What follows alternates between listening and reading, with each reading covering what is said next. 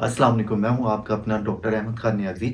आज हम बात करेंगे यूरिक एसिड के हवाले से। यूरिक एसिड बेसिकली एक्स्ट्रा मिकदार है प्रोटीन की आपकी बॉडी के अंदर, यानी कि खुराक के टूट-फूट के अमल की सूरत में जो प्रोटीन बनती है, अगर आपकी किडनीज़ जो है उसको यूरिन के ज़रिए प्रॉपर तरीके से पास आउट बॉडी से नहीं कर पा रहे, तो देन ये प्रोटीन जो है ये क्रिस्टल्स की शक्ल में आपके जॉइंट्स के अंदर जाके जोड़ों के अंदर बैठ जाती है या फिर ये जोड़ों के आस-पास एक क्रिस्टल की शक्ल के रिंग सी बना देती है और वो जब टाइम के साथ-साथ सिकुड़ती है, तो देन आपको जोड़ों के अंदर जो है पेन सा महसूस होता है। इसके लिए बहुत सारी डाइट प्लान भी हैं, जिसके ज़रिए आप इसे ख़त्म कर सकते हैं। एक सिंपल सी रेमेडी आपके साथ शेयर करूँगा, जो कि किचन आइटम पे मुश्तमिल है। आपने सिर्फ़ 1 चम्मच जो है अजवाइन का लेना है और 1 चम्मच जो है आपने पिसा हुआ लहसुन ले लेना है। ताज़ा लहसुन जैसे हम पीसते हैं इसको सालन बनाने की सूरत में, तो देन इसी तरह का 1 चम्मच जो है आपने पिसा हुआ लहसुन लेना है। इन दोनों चीज़ों को आप 1 गिलास पानी में डालिए और इसको बॉयल करना स्टार्ट करें। जब आपको महसूस हो कि 4 में से 1 हिस्सा पानी जो है कम रह गया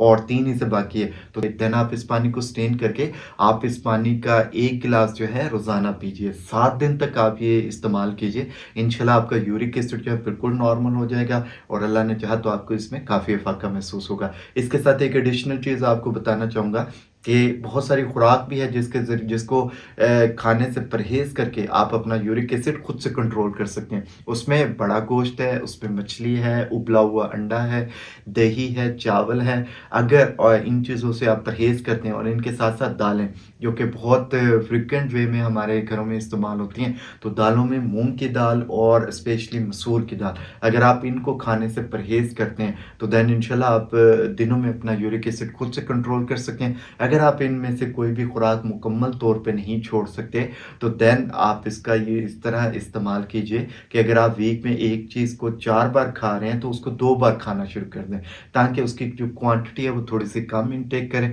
तो इंशाल्लाह आपको काफ़ी इसमें अफ़ाक़ा महसूस होगा। अपना बहुत सारा ख़्याल रखिएगा। Thank you so much. अल्लाह हाफ़िज़।